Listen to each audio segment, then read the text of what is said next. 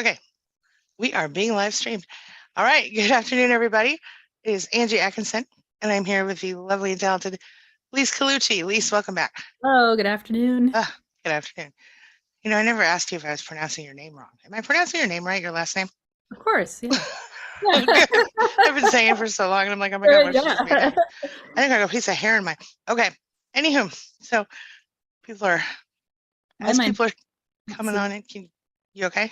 Yeah, I'm just not seeing this stream. Oh, I see you. Oh, hey, Ellen. Ellen from the Mod Squad. Kalia is here. Mystique, hello, hello.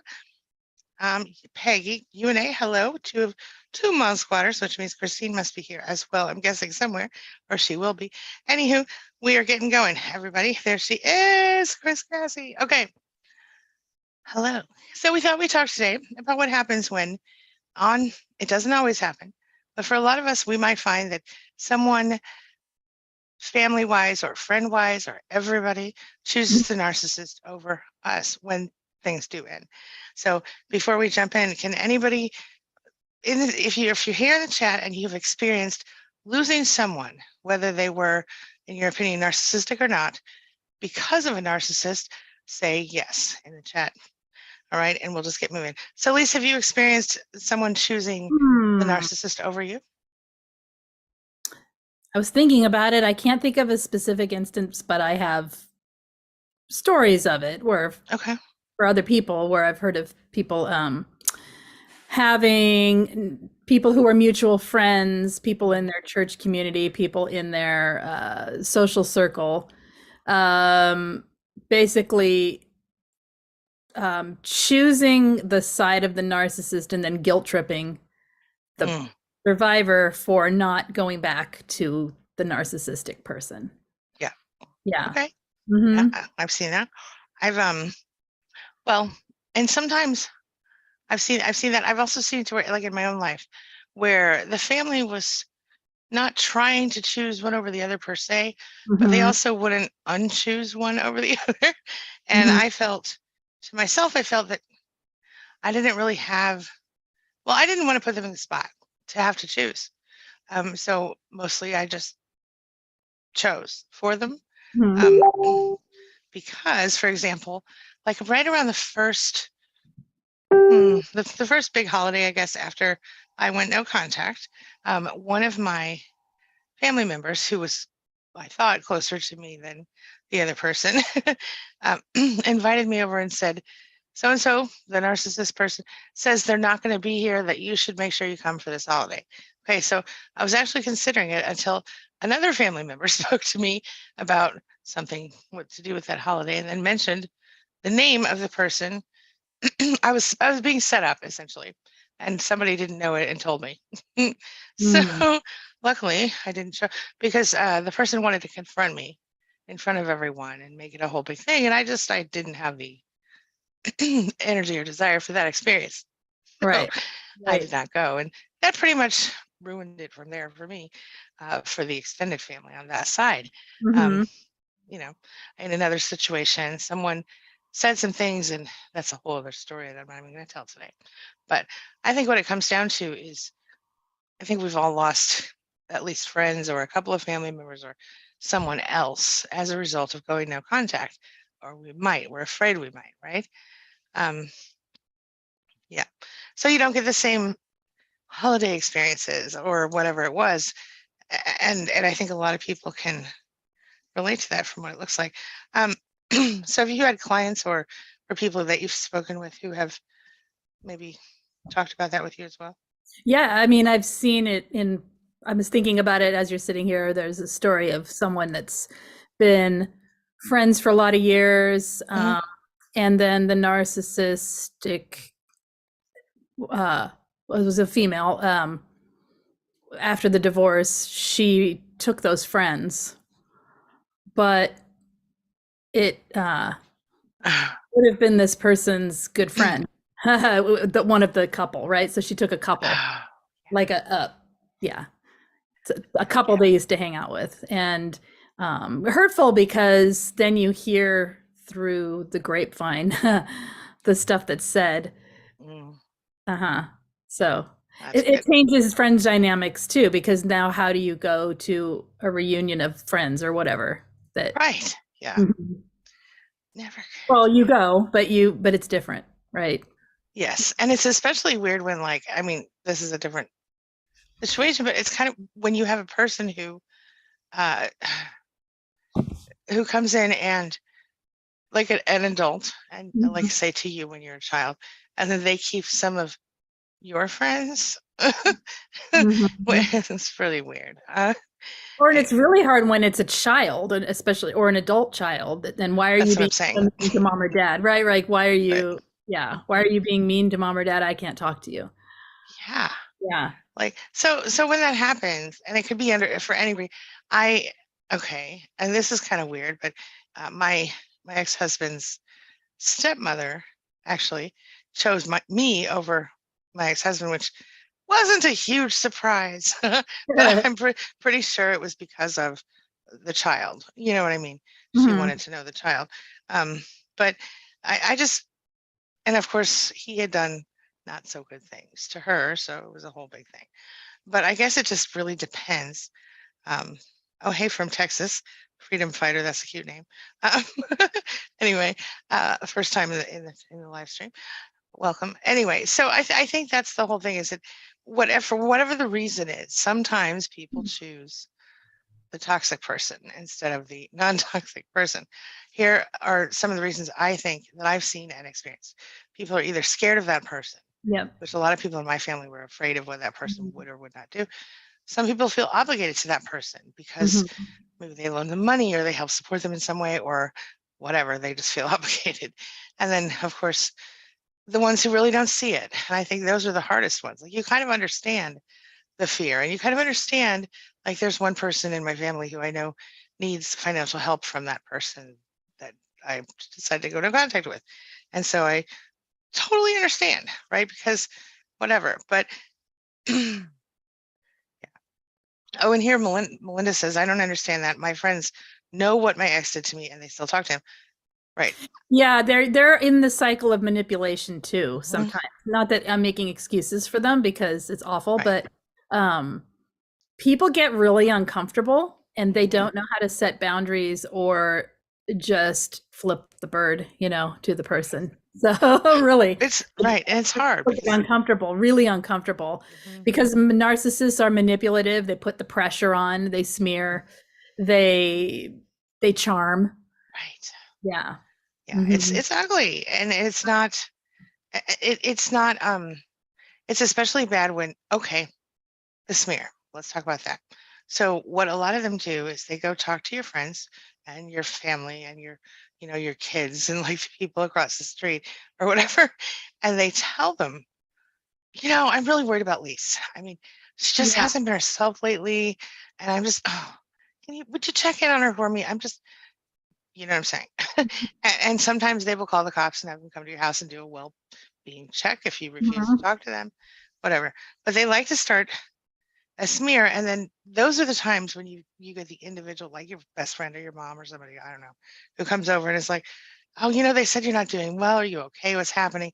And then they've dragged these people into your stuff, and so if you respond negatively, which you're probably going to at that point, or at least irritated, right, or upset, then of course the other person said, the narcissist already told them you're going to do that because they know, well, now she probably won't like it, but you should still. And it's preloaded. They preload the narrative, so Right. yeah, And so you look crazy, you as look they said that you would, right. right? Mhm. Right. So then you get your people who are supposed to be on your side against you. I had a Right. friend who planned a whole escape one time with her child, and then this is probably the best thing for this friend, but her mother actually called the person she was trying to escape from, who wasn't a narcissist, and told Oh, him what was happening. And you might know that person uh, actually. But anyway, the kid was taken by the father instead of the mother, and now it's fine today. But it was a really weird thing interesting. that her own mother would, you know. So you had to wonder in that What was case. going on there? Yeah. Hmm. I thought of one that actually I got the answer of why. Oh, tell me.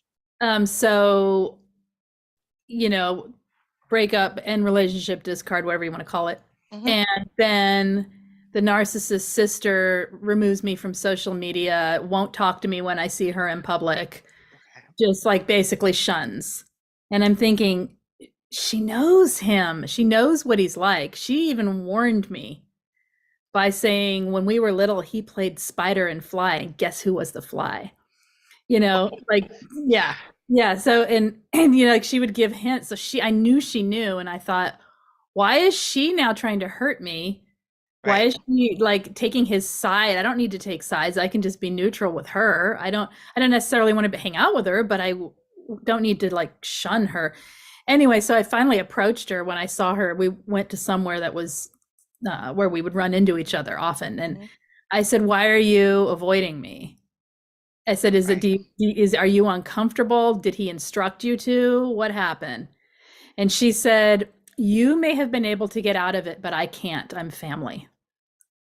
And I said, "What does that Oh, mean?" She said, "If I talk to you, who pays the price?" yep. And I said, And "So you're protecting yourself." And she said, "I have to. I'm sorry. I hope you I understood, I hope. understand." Absolutely. And I Right. said, "No, you're making the choice to stay in, but that's another story for another time." Like you're choosing to have contact with your brother. So that's cool. But that's Yeah.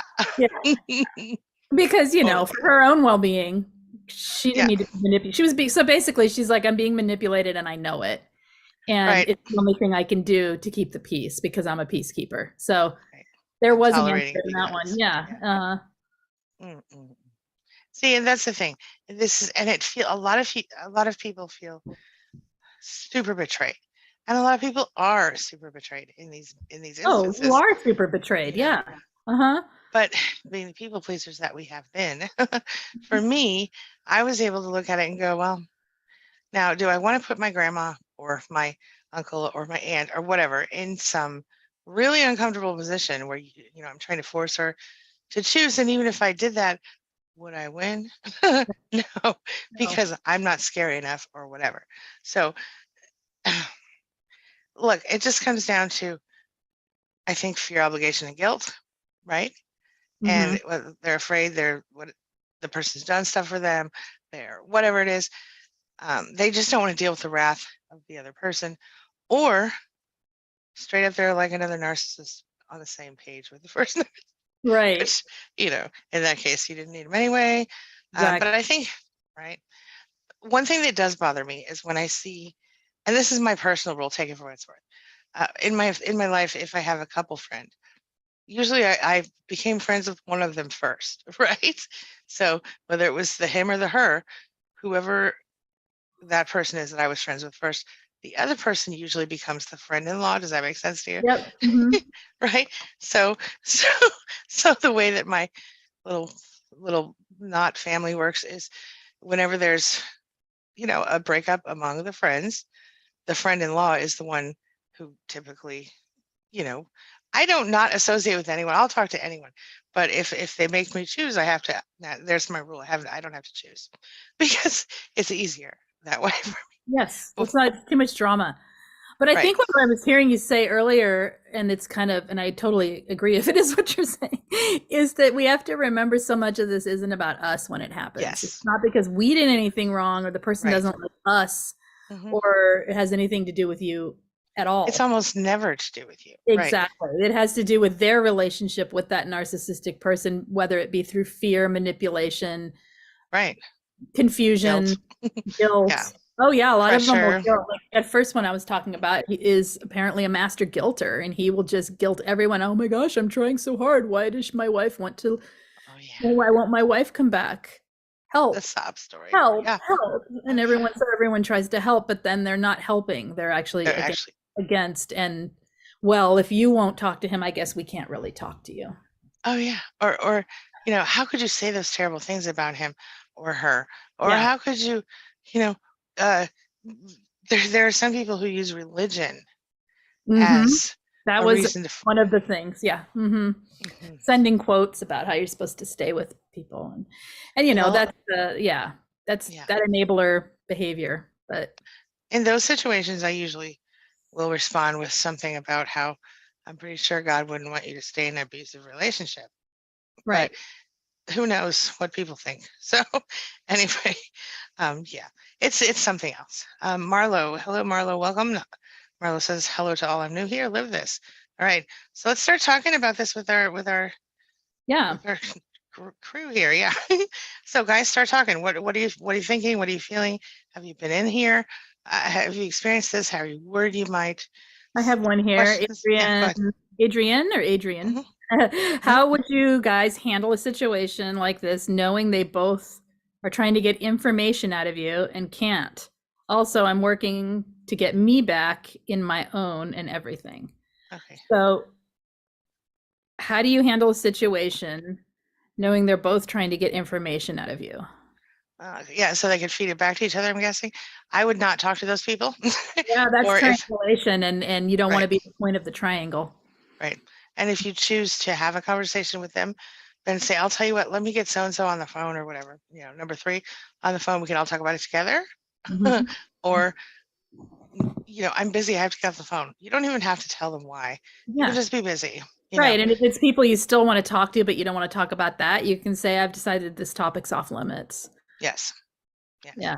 I don't And I don't want to talk about this. Thanks. you're allowed to say that. I don't want to Yeah. talk about this. Yeah. How's your day? Yeah, Anyway. Look, yeah, a squirrel. Right? exactly. Exactly. Yeah. Yeah. Or, you know, come prepared with a topic list, even if necessary, Mhm, that you can mhm. shift to right away. You know, Yep. it's about developing coping skills, I think. Mhm.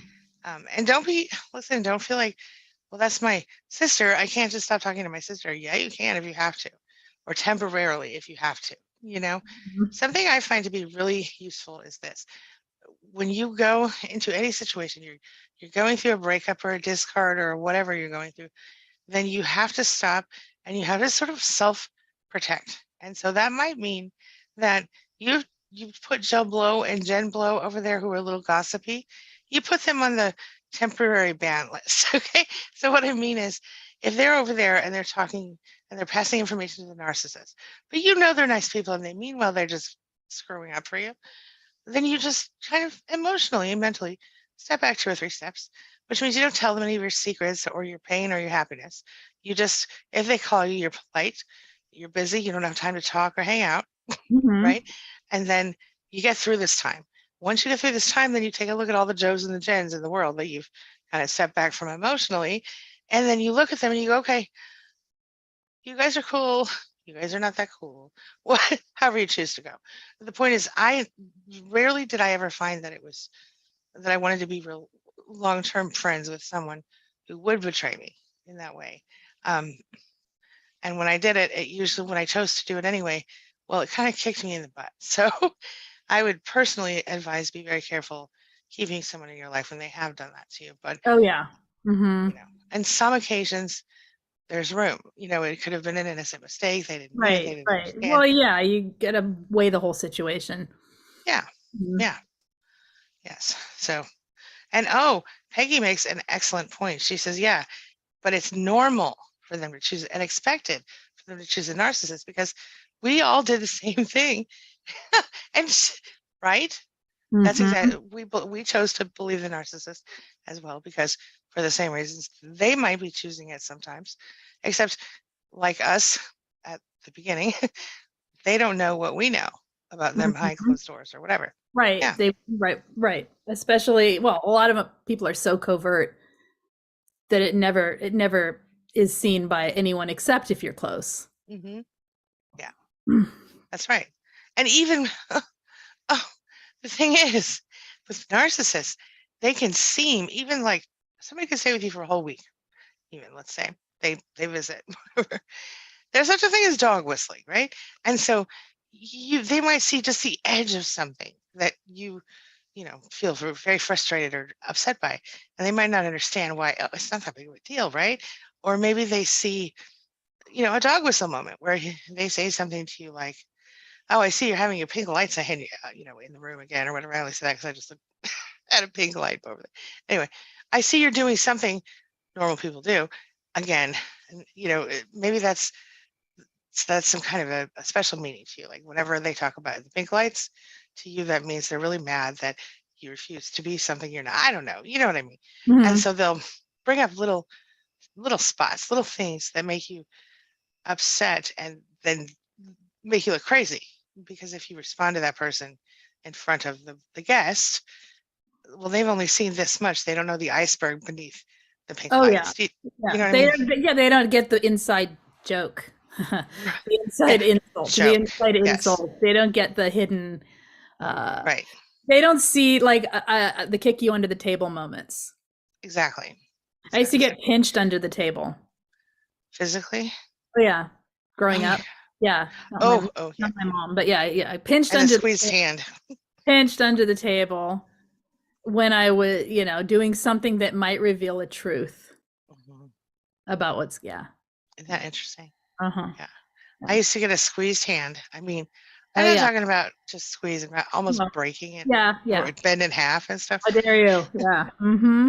Yeah. Or the the coffee breath whisper in the ear. Do we need to go to the restroom? That's very graphic. Yes. It was a little hissy. Yes. And do we need to go to the restroom? Because that meant I will spank you and whatever else in the bathroom if you don't stop this. That's right. And if you cry, oh boy. Yeah. So it's a dog whistle. Simply meaning somebody can mess with your head and cause a reaction from you that makes you look crazy because they don't know what it means to you. Right. No one else knows what it means. It's a silent. Yes. Almost silent. Yes. Yeah. Very good point, Peggy made there. Yeah. Hello, Angela from Italy. Welcome. Great name. That's my name too, Angela. Anyway, Marcy. Hey, Marcy. Okay. Stop me if you have a thing, a question. Thank you, Mystique. Ellen. Okay, Freedom Fighter says, thank you. Happy to be here. Welcome. The support, that is what we do. And you are also welcome to check out queenbeeing.com/group support or /span or /groups if you're interested in Lisa's amazing group coaching program. Let's see here. Oh, we have quite a few new people today. This is great. Okay, Caribbean D. Did you read this one yet? You didn't. Okay. No, I don't think so. Okay, here we go. Oh wait, first JS says, it took me a while to find out he was mean and vindictive. He put on a mask at first, but I saw through it. Very common, very common. And that is one of those things I think that takes you, that's one of those moments when you realize maybe it was like all these things click into place when you experience it. When the mask comes off the first time, you start to go, and this is especially true for people that you're romantically involved in are not family members, right? So like friends or romance people, neighbors, whatever, coworkers, teachers, right? And when you see through it, then you start to think, at least if you're anything like I was, you start to think back and remember stuff. And you remember when, I remember when, so-and-so said this weird thing to me, or that time that the ex tried to call me and tell me, and I thought they were crazy because, of course, the narcissist already told you they were crazy, right? But yeah, the mask is, it's basically taking off the part of them that prevents them from completely destroying their lives in the process. But now they feel like you're on the inside, and so they can let you see the ugly and dump it all over you when you're not. Thoughts about that, Lise? When the mask slips and you see it in which part? Yes. Just that, just in the experience of seeing that someone, she said she saw him as mean and vindictive after the mask came off. Right. And it takes a while because you're just sort of like, was that a bad mood? What did I just see?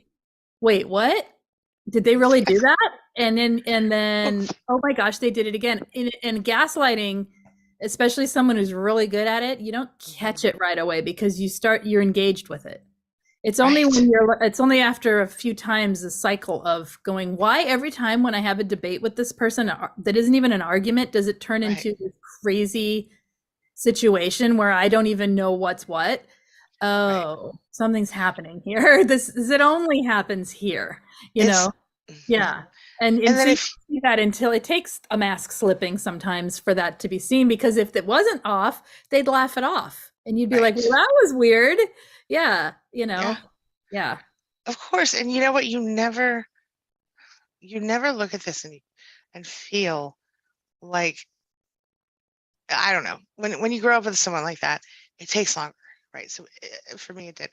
Growing up with a narcissist taught me to be a little bit more aware, but the problem was I didn't know that it was a narcissist, and I also, not till later when I figured it out, but I also was essentially just looking for people who were the opposite of that person.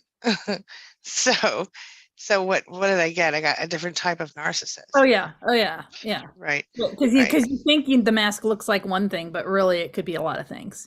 Yeah, Yeah. really, it isn't about the mask at all. It's about the, It's yeah. what's underneath. Yeah. Yeah. I'm waiting here for Jennifer Loda. She's in the middle of asking something. So, oh, Okay. nice. All right. Well, I'll Um, bring. if you typed it and there's more, I don't know what the question is yet, but she said she's asking for some advice. So Okay. we'll keep an eye out. Okay. There was another one. Wait. Oh, Tina Marie Brantley says, if it just keeps happening with my children, I keep holding out hope, but it's getting to the point where it's mentally exhausting. What is it that keeps happening? Do you mean what we're talking about here, that They're choosing the they're narcissist over choosing the her. narcissist over you, or was it something we missed? So, in any case, it is very exhausting with children. So I'm going to wait for her reply too. Okay. Wait. Yeah, it's hard with children because the other parent probably already has their finger on the pulse of the fear, obligation, and guilt that will keep the kid attached to them. Well, yeah, Or set the narrative, right? The yes, narcissist is so fast at setting the narrative, telling people what the reality is long before the person even knows there is a reality. right, right. And if that exactly, and if that even is, if it's not about that, or it's not about fear, obligation, guilt, it's about bribery sometimes. Mhm, I've mhm. seen it, right? Oh, a lot of times. Mhm. And children are gonna, especially teens and young adults, often are gonna be like, wait, that parent makes it easy for me. That one just wants to have difficult conversations. And right, I think I'll take what's Right, easy and what's being given to me. right. Or, one parent can afford to stay in the right zip code and the other parent needs to move over to the other one. And all their friends are in this zip code. What are they supposed to do? I mean, it's a tough thing, right? But ultimately, I guess let's find out how old your kids are. It can give us a ballpark of ages. That would help me a lot to help you more. Because if they're adults and they're already out on their own and they make that choice, it's terrible. But in that case, the best thing that you can do is send them, if you choose to, send a card or a message once, every holiday, or Mhm. certain big holidays like either Christmas or Hanukkah or whatever you guys do. And then on the birthday, if you celebrate birthdays, and that's it. And you say something like, I know just know that I'm always here for you. When and if you need me, love mom, love dad, whatever. You could say, I know that you are, not very happy with me right now. You could say, I know that you're choosing not to speak with me right now. But the Mhm. other two lines need to be basically, you don't want to blame them, because even if unless they're just completely narcissistic, in which case you probably don't want to do that. But if they're just confused because they've been bribed or they've been fear mongered, that sounds bad. The other parent has fogged them, fear, obligation, or guilt, then yeah. Yeah, and you don't want to step into it with, especially with adult children or Mhm. older teens, with your feelings too much once they're already there, because Yes. then they feel like they're being tug of war. They feel like they're being manipulated by your feelings, even though you legitimately have every right to talk about your feelings. If you sometimes when you do, or often when you do, like by for instance saying, "Gosh, it really hurt me that you didn't invite me to blah blah blah," or "It really Mhm. hurt me that I didn't know about this, but everybody else did." Right. Yes, it did, and also that adult child or um, teen Mhm. is then feeling sometimes manipulated emotionally by your feelings, and then won't respond in a way that if they're going to do that to you, they're in a sort of in a state of selfish thinking. Mm-hmm. Often they're not Mm-hmm. like, gosh, I wonder what mom or dad, whoever the alienated one is feeling right now. Right. They're sort of like, well, what's in it for me? Yeah, it's rough. It's rough. It's It's rough. rough. And Yeah, when you approach it with too much feelings about your own feelings, that's like right. save that conversation for after you can reconcile some, in my Yes. opinion. Yes. And you almost want to, when just in general, when it comes to your kids, and I'm almost regardless of their age, unless they come to you first and say that you guys have a problem, something needs to be done here, um, then you almost want to just, as long as they have a positive or healthy-ish, if there's such a thing, relationship with the other parent, you almost want to just act like it's a regular divorce. But you Mm-hmm. have to be very careful. And the reason, it's not because you're trying to hurt your children or hide from them.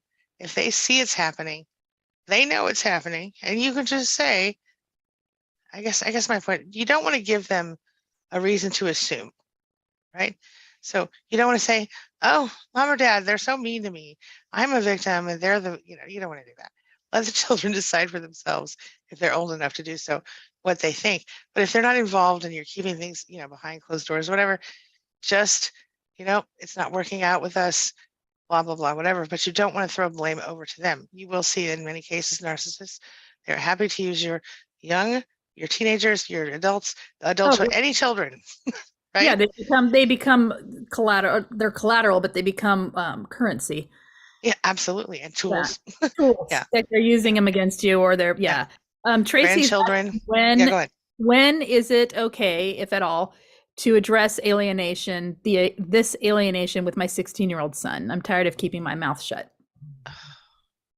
Okay, first of all, alienation is BS. And I can tell you from a child's perspective as well as a mother's perspective, it's awful. This is Hmm. what I would say for you, Tracy. I don't know your whole story.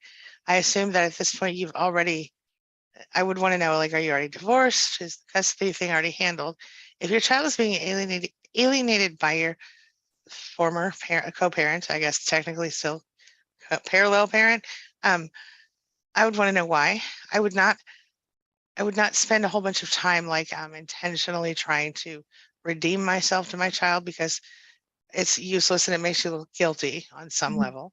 Hmm. But if your child knows you well enough, I assume they do, and they know for sure that you didn't do this and they're still playing the game with the other parent, this is less about you and more about their fear, obligation, and guilt of the other parent, or Right. the other parent spoil them, right?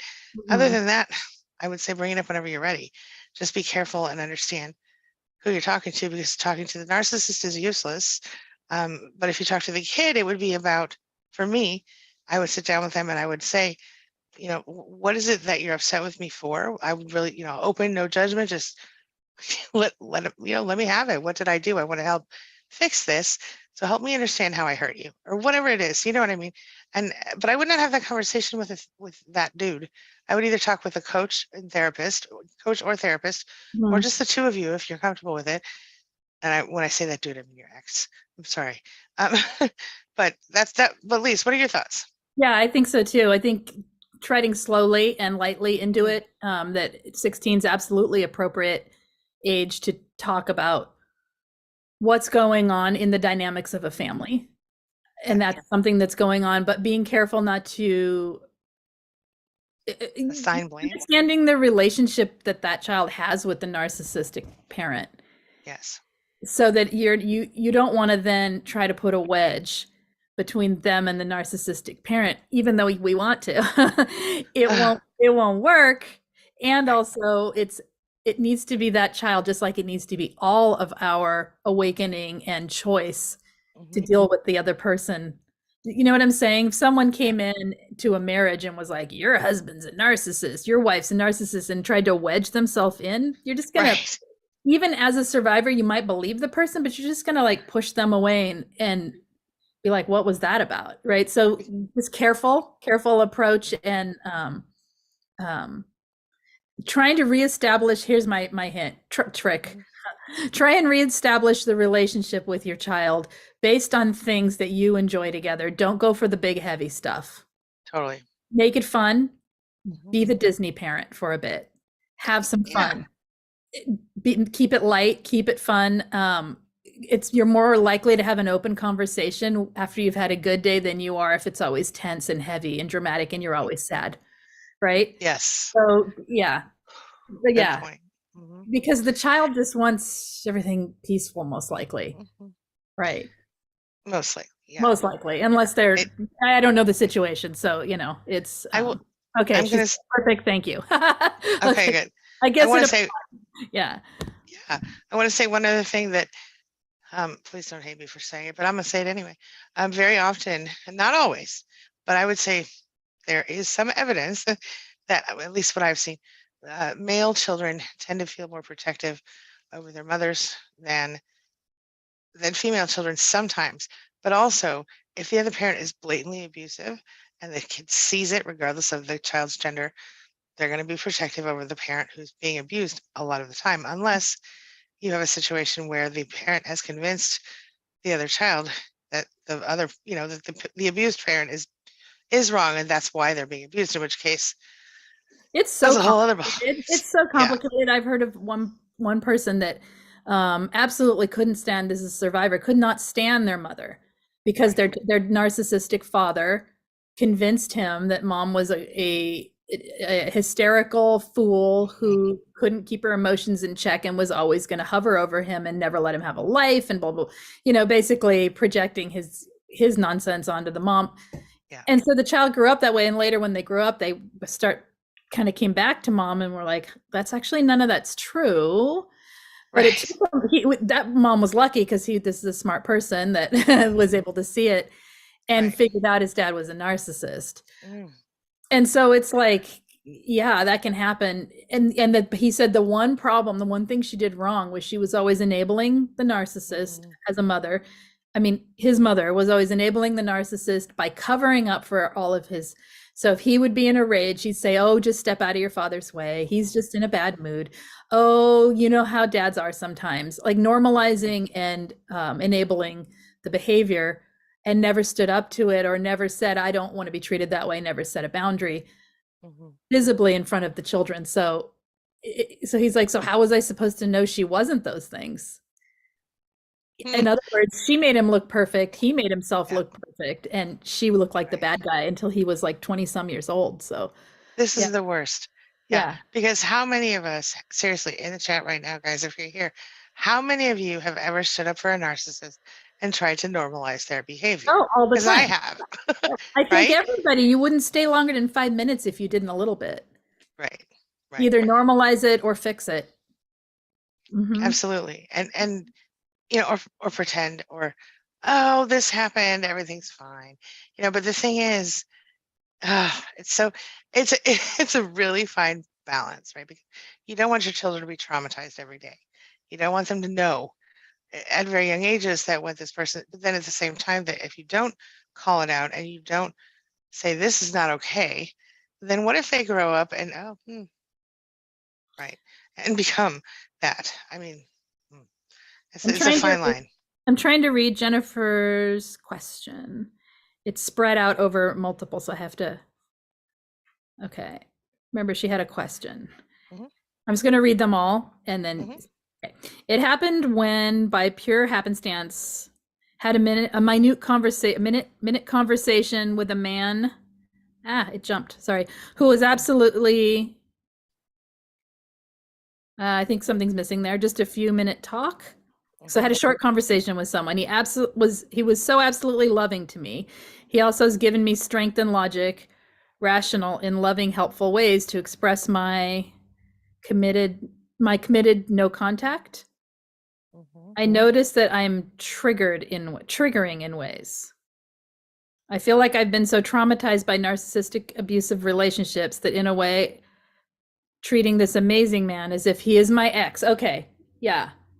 Is there a way of stopping that?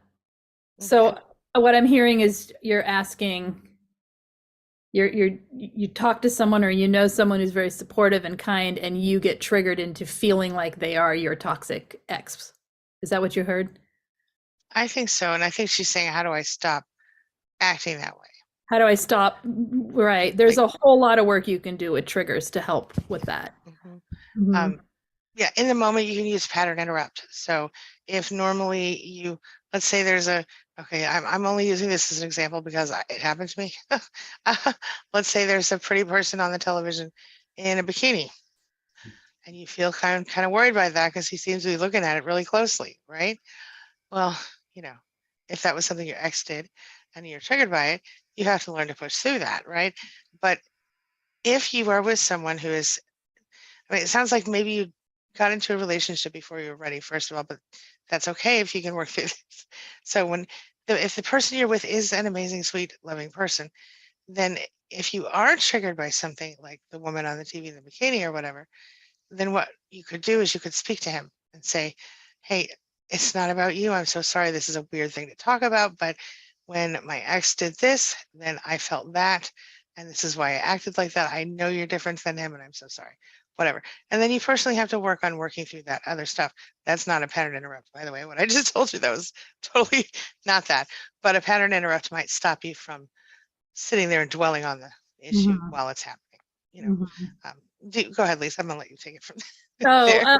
so know that even when you have healed, that getting into a new relationship, it brings up, for a lot of people, not everyone, it brings up all this stuff. The triggers that you thought you were fine with, suddenly you're in this intimate, close relationship where you're vulnerable and you are feeling exposed and you're feeling scared of getting hurt again.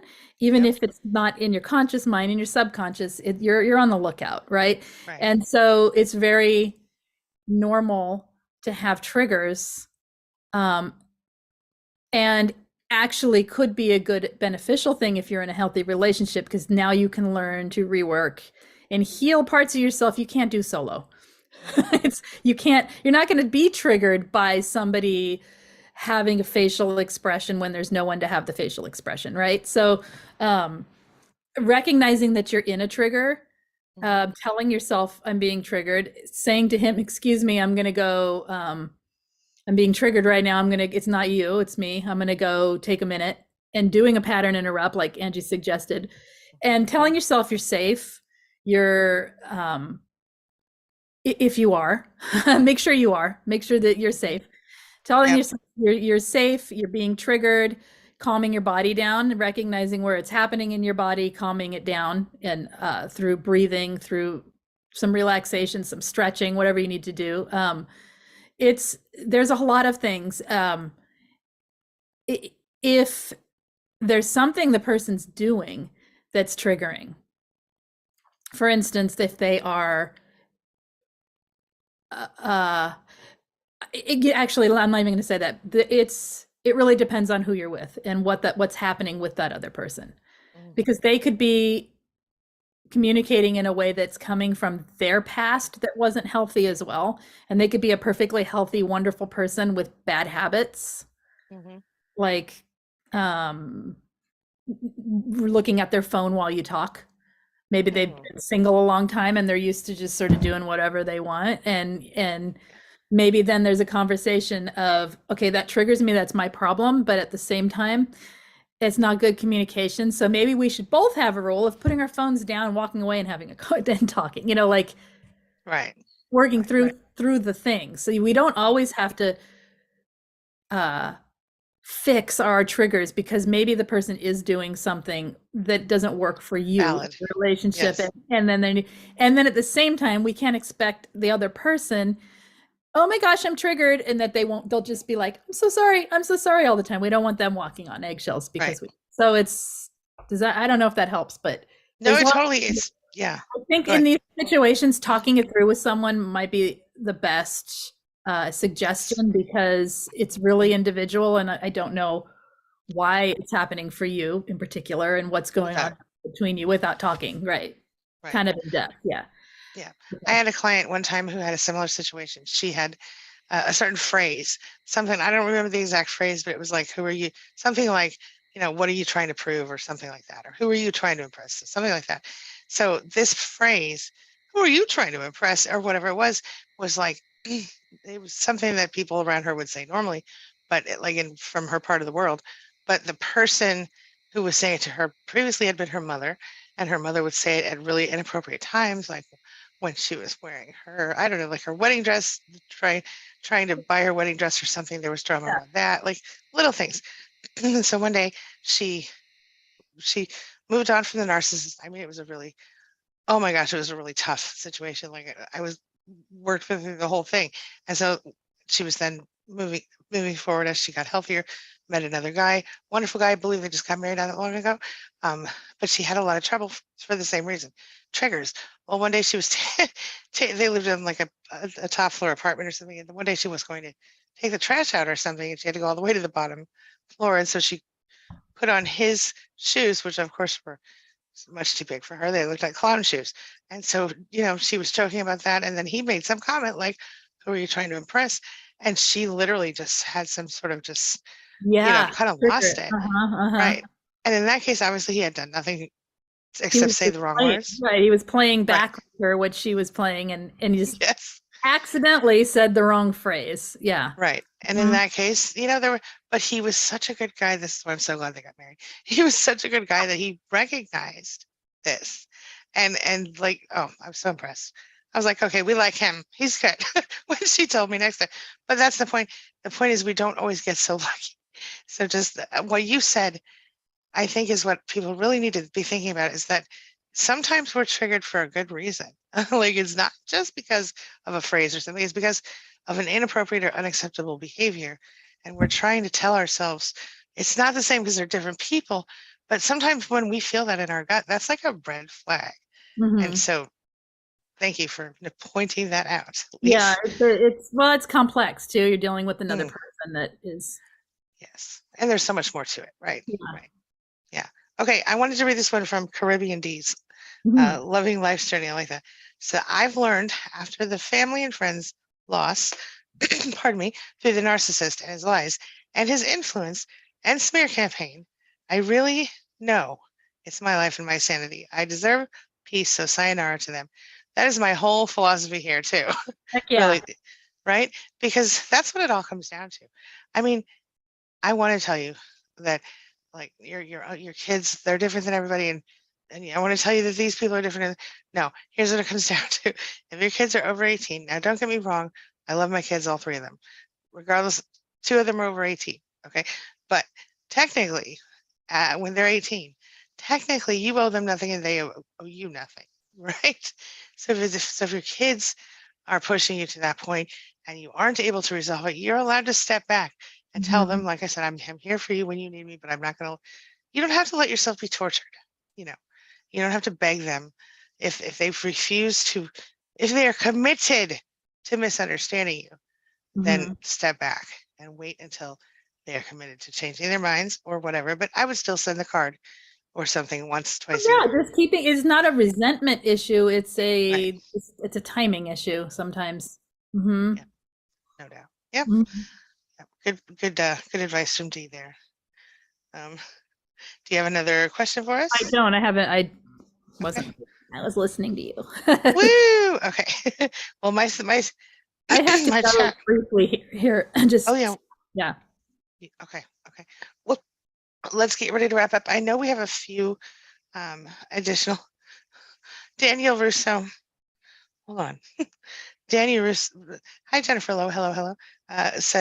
He says it is like I say mean. He says it's like I say mean things to him, and I don't even know I said it. Did you read that from Jennifer? Yeah, that's. I read all those. Yeah, I read. Okay, you did. Okay. Yeah, I think so. Sorry. Yeah, as we were going through. Okay. Here's a question. H. Mohegan is asking Angie, I have fallen prey to narcissists twice, so how can you trust yourself that you will not again? So first you have to heal yourself, first of all. And you have to learn that you are worth loving. You have to learn that not only are you worth loving, but you have good things to offer. You have to learn how to set and maintain your boundaries in ways that feel appropriate and comfortable for you. And you also have to recognize that you would rather be alone than with someone who abuses you. And in that moment, in that bit of recognition, you have to be like you have to be real. And real looks like this. the truth is, if you are ever under the thumb of a narcissist, under the control of a narcissist, and you remember how that feels in your gut, or however it, for me, it affects me like all through my heart, my stomach, this area, and my head, of course, all the things, right? But you feel it, and you know when it's not right, and then you have to be like insanely strong, because you have to be prepared to walk away, no matter how hot they are, no matter how good they are in bed, no matter how anything. Okay, and I know that sounds shallow what I just said, but it's a fact. People who are right. So that is one thing. Another thing is support is really, really important. So get support, whether you get it through our free groups on Facebook and off Facebook. We have some less free groups, but they're still really cheap. Or you go through this chat every week, or you go to Lisa's group coaching, which I know I keep saying it's ridiculously inexpensive, but it is. But she does amazing work there, and so many people. I've never heard anybody come out of it and be like, "Well, that was stupid." No, I had one person complain, but I think it's because she was. I can't talk about it but I did have one. But that person,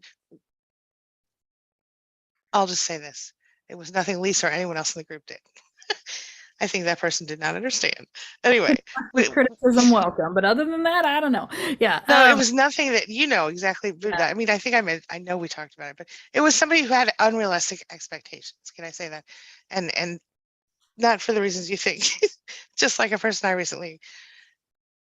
We love 99.99% of our people. I will say that. Some people just accidentally got off on the wrong stop. Two that I can think of for our whole one was mine and one was scary. Right, that's weird. Okay, moving right along. I think also what I would say to how to keep from having it happen again is not worrying about it happening again so much, and worrying about getting your life where you want it for yourself, and don't let anyone pull you off of that. Somebody that is enriching and adding to your life won't necessarily narcissists don't add to, they take from. And if you're on your track for your life and someone comes in and wants you to, like, what did I say to someone today? When you find yourself folding their laundry on the third date, you know what I mean? When you find yourself doing for, giving really good point, sacrificing for, that was kind of a silly analogy, but really, like, when you find yourself stopping your life to jump on the rails of someone else's track, then you're at risk for enmeshment, codependency, or being with a toxic person and then being very difficult to find your way back out. Remember that you've done it twice. You've left, or they have left you, and you have recovered, and you are healing, and you're doing it. You're better without them than you were with them. So if you had to do it a third time, you could. So don't be afraid of never engaging with other humans, because toxic people are out there, and it's a lot easier to close the door if you stay on your own trajectory. If you're like, this is what I am, and this is what I do, and this is who I am, and nobody's twisting my morals or my, you know what I'm saying? Because that's what they do. So knowing yourself a little more and sticking with you, being your own friend. Yeah. It makes it 100% what Angie's saying, to walk away when you have to. Yeah. Yes.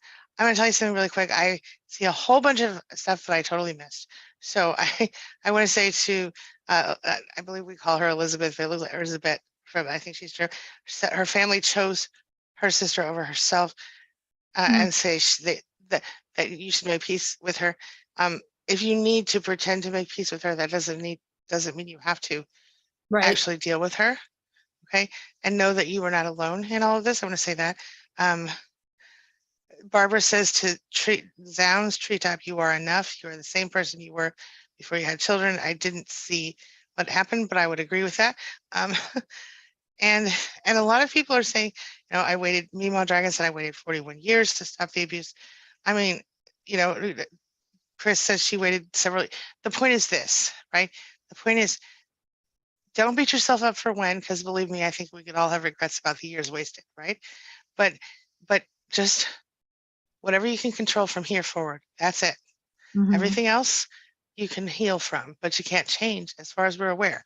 So unless you know of a time machine, just do me a favor and only focus on what you can control. If you need to heal from the bad things in the past, get on it. We're here with you. We'll help you. Mhm. If you need to forget them, well, we can maybe, I don't know, help you, but Oh, it's always better to heal first. Okay. I can tell you jokes. Right. Yeah. Like, it was a joke. It's better to heal. Yeah. And then from there you can decide what to do and where to go. But it's not, you can't blame yourself. And when your family members choose to walk away from you, or you have to walk away from them for their own protection or their own peace, as I think is kind of what I did in my case, because I didn't want to make them choose. I knew they couldn't choose me anyway. Hurt my own feelings a little less, you know.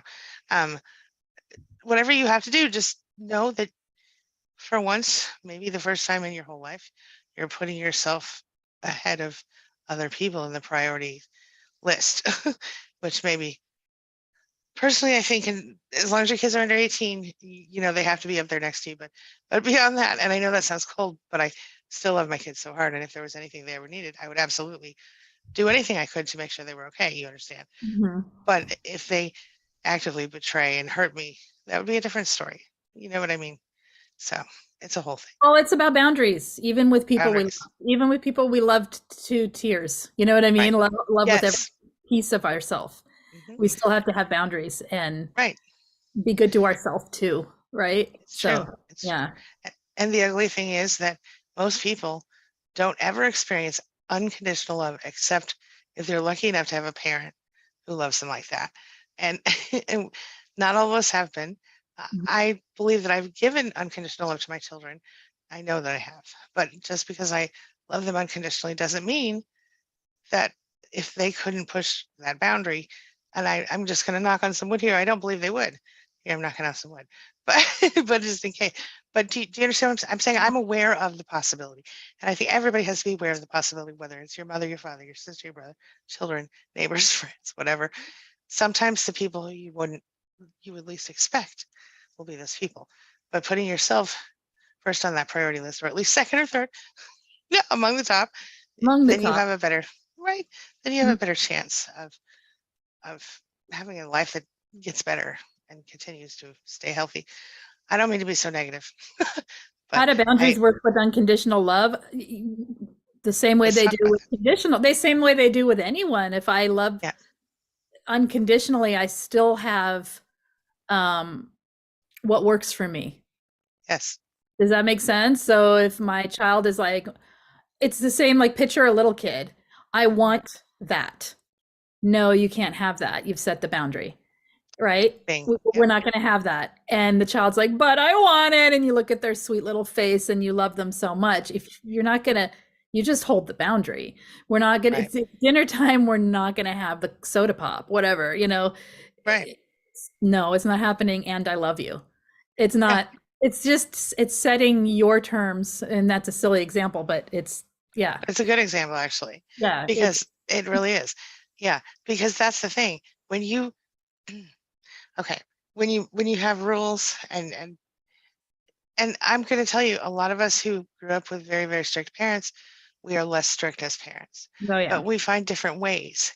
And like in my case, my kids are different than I was because they're not so repressed or whatever, you know, we find different ways to get the point across. And I have found, again, I've only parented 3 children so far, and that will be all the children I parent. Okay. But in my case, I have found that letting them, making sure to let them know that I care about their feelings, even if I can't fix everything. Right. Yeah. So, I you know, understand you want the soda, but yeah, right, it's happening. right. Right. Well, let me Uh-huh. explain to you why it's, you know, and I'm not going to kill myself explaining them, you know, No, at you two don't years need old or to. anything, but No, you don't right, need to. And well, I mean, right. I'm thinking of an example right now where somebody loves their daughter very, very much. She's an adult, and the Hmm. daughter's very, very rude to her and very toxic to her because she is under the influence of a narcissistic person. Right. And so, but she still wants to talk to her daughter and she loves her unconditionally. And so I was like, you got to set some boundaries. You know, Of you can course. do whatever you want, but my Right. suggestion is you might want to set some boundaries. But how do I do that? And I said, well, what is the problem when she talks? Well, it'll be fine for a little while, and then she'll bring up these two topics that are points of contention, and then she'll start a fight, and then we end on a bad note. I said, well, then just don't talk. My boundary would be, I don't talk about those topics with you any longer. Not right now, maybe later. And so that's totally fair. She even said to her, she said, look, we've had this conversation over and over, and we need to agree to disagree. I'm like, there you go. Boundary. That's fair. Yeah. And yeah. And honestly, if you teach your kids, I mean, you can't go back and do what's already been done. But for those of you who have younger kids, I'll tell you this. If you teach your kids that it's not horrible to disagree sometimes, that it's okay to say, you know what, I personally don't really like what you're doing with your hair, but hey, it's your head. Go ahead. That's what the one big disagreement I have with you. Okay, but anyway, it's another example. But I don't care. It's their hair. It grows. They can cut it, whatever. And the point is, when you teach them things like that, like, look, I might not like what you're doing, but okay, I see. This is your choice. Or vice versa. Like, Mom, I might not like it if you're, wearing short shorts. I would never in public, but if I did, whatever. You know what I'm saying? But as long as you're not hurting anybody, and okay, we're I mean, I don't know if that's an appropriate example, because maybe it would be inappropriate to wear short shorts to school for them. But you get the point. The point is, it's okay to disagree with your child, and to both understand, okay, we have different opinions, but still, as long as it's not hurting anyone, it's okay. And if it is hurting someone, or it might hurt someone, I like to have my children help me research why, the possible effects of things. And that's always fun. Maybe your kids aren't nerds, but my kids have enough nerd in them, they can do that. So and you can, if you've had, she's asking about, or he or she is asking about, can you set boundaries if you never did before? Yes. Oh, sure. You just ease into it. You don't need to become suddenly like the master of boundaries, or like super hard line. Just ease into it a little at a time, as it's not going to feel comfortable, because the person isn't going to want to hear the no. Isn't going to want to hear the line in the sand. Nobody wants to hear that, especially if they're used to you doing everything for them. So, But if you take the time to, I really absolutely agree with you. And I also think if you take the time to listen to them, even if you didn't have boundaries before, oh my gosh, that's so weird. I'll tell you about. Even if you didn't have boundaries before, but now you take the time to listen to the kids and hear them as whole ass people, pardon my language, because I don't know about you guys, but for my toxic parent, I was not a whole person. Right. I'm pretty sure I'm still not. So they don't know. Narcissistic people don't see you as you're an extension of them, period. That's it. Exactly. And that is right. And so if you've done the opposite of that with your child, and you've showed them that you care about their feelings, well, you have plenty of room that you can work in these boundaries. And what Lise said was entirely accurate. Yep. Okay. Just another way thing, but at least you have to go, and I'm so sorry we're so far. Okay. All right. So guys, we're going to wrap up. I wish that we could stay longer and talk and answer more questions, but new things coming, because pretty soon we will be able to answer your questions with videos. Did you know that? It's new. It's true. I bought a whole iPhone about it, because they aren't doing it on Android yet. So hopefully we'll be able to, but it's only going to be a side phone, because anyway, so that's coming. And anyway, if you have questions, comments, concerns, things you want to talk about for next time, or topic suggestions, anything, you can talk to UNA, you can talk to Bonnie, you can talk to Ellen or Chris, who are our amazing mod squad here today. Thank you, ladies, for being here, and all the members who are here. Jennifer, I see her. I know I saw Stacy was a member. Thanks for being here, and thanks to everyone for being here.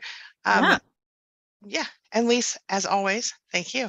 And also, one last thing, make sure you check the description. You will see how to subscribe to channels, you'll have Lisa's channel down there. You have how to schedule a coaching appointment. You have all the good things. And go take a look at all that. All right. We'll see you next week. Lisa, any last words of? I noticed someone, I don't know who it was, sorry, asked, is Lisa's group live? Yes, it is a coaching group. It is live on Zoom. We meet 3 times a week. Tuesdays, Thursdays, 4:30, Fridays, 11 Pacific time. So you're gonna have to do your own time translation there. It's Yeah, private. so and it's private. So there's that. That's separate from the Tell her- YouTube stuff. So you go over to my channel if you want live streams as well. So those are anyway. Tell them what. Okay, so she has live streams periodically. Are you doing it today? After this? No, I can't. Yeah. Okay. Yeah. So just make sure you sign up the links below, but it's Lise Colucci. Just type in Lise Colucci and you'll find her. First of all. Secondly, so subscribe, hit the bell notification so that you have a chance of YouTube notifying you, but just to be safe and make sure that you do get notified whenever we do these streams. Either one of us, you can text LiseLive, all one word, LISELIVE, and or AngieLive, ANGIELIVE, all one word, to 33222. You got to do it one at a time or we won't get them. So if you want to subscribe to both, just make sure, do that. And that's what we do. And then we have on the site. Right.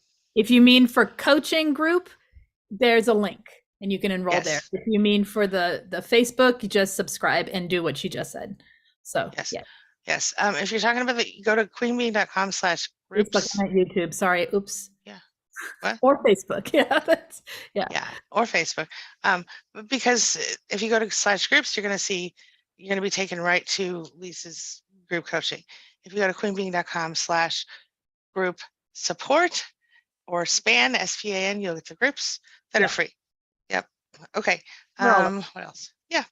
Just go to queenbeeing.com. You can just walk through it. It'll give you an opportunity to even take a quiz or a little assessment to figure out, where you're at in recovery, which support system is best for you, all that stuff. Tons of really good resources for you guys there. So take advantage. That's what they're there for. All right. And one last thing, as Daniel says, fall down, keep getting up, be like Rocky Balboa. I love that. And also his name is Daniel Russo. Who else is named Daniel Russo? Anybody? Daniel Russo. Lise? Do you know? Is it not the name of the Karate Kid? The original Karate Kid, that was his character? Daniel Russo? No? Am I crazy? You know what? The character, maybe. I don't know. It's the character. It's not Ralph Macchio. I have a bad name memory. I can't remember names. So yeah, it's weird. Yeah. Names are like, I don't know. Well, Daniel Russo, if you are in fact aware of that or I'm wrong, please tell me. But otherwise, we'll see you guys soon. Thanks, everybody. We appreciate you so much. Thanks, Lise. All right. Bye-bye.